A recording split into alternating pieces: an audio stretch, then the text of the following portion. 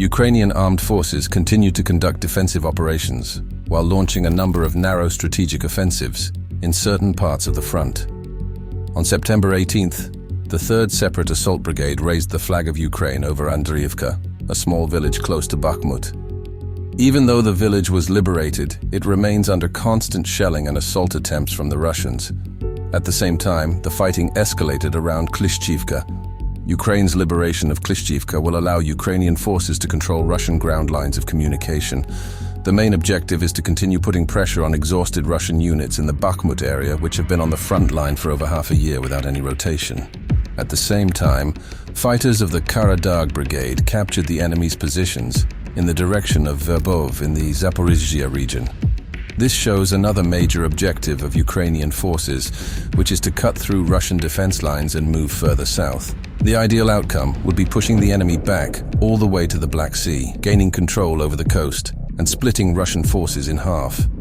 While there were a number of successful operations conducted in the region, the gains of Ukrainian forces continue to be very limited. The following day, Ukrainian forces managed to successfully neutralize the Russian reinforced position in the Avdiivsk direction. The enemy's fortified position and enemy infantry were destroyed by kamikaze drones.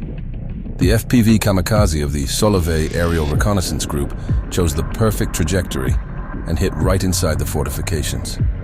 During the collapse of the structure, one of the Russian servicemen was crushed by a concrete beam, while another, having received injuries and contusions, managed to get to the surface. While not having any success on the front lines, Russians decided to target peaceful cities in the western part of Ukraine.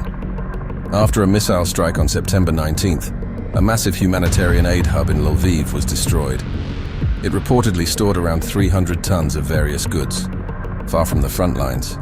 This week was marked with yet another number of successful deals made between Ukraine and its Western allies. President Zelensky arrived at the UN General Assembly, after which Latvia, Norway, and Germany announced details of new military aid packages.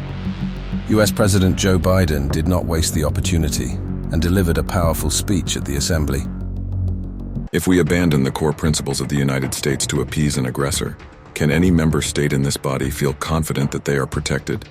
If we allow Ukraine to be carved up, is the independence of any nation secure?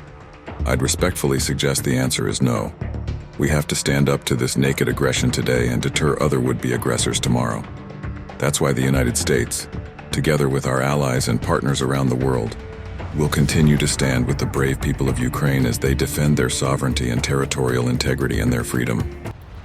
On September 21st, President Zelensky arrived at the United States Congress, where he gave a speech in front of the Senate, in which he emphasized on importance of further expanding military support. The result was outstanding since both houses of the US Congress promised to support the allocation of additional funding for Ukraine in the amount of $24 billion. Russia also did not remain silent in the foreign political arena during this week. Russian Defense Minister Sergei Shoigu met with Iranian Armed Forces Major General Mohammad Bagheri in Tehran. Shoigu and Bagheri discussed Russian-Iranian bilateral military cooperation. Shoigu stated that Russian-Iranian military relations are developing dynamically and positively. On September 20th, the escalation around the Bakhmut area continued, with Ukrainian artillery continuing to make the front line a living hell for the Russian soldiers. The effort was made to free yet another village. After a number of tough and exhausting fights, the assault group posted a video showcasing their operation. The video shows the cleaning of one of the streets. More precisely, what remained of it. The Russians hid in the ruins of the buildings of the village, which they themselves completely destroyed.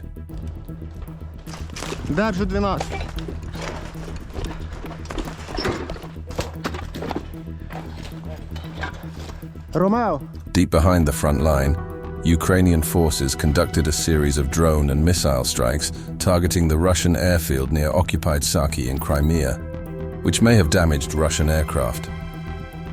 12 Russian combat aircraft, including Su-24 and Su-30 fighter bombers, were reportedly present at the time of the strikes. The following day, on September 22nd, Ukrainian forces made yet another strike targeting the headquarters of the Black Sea Fleet of the Russian Federation in Sevastopol. This sends a clear message to the world. Ukraine is prepared to do whatever it takes to liberate its land from the invaders, including the region of Crimea.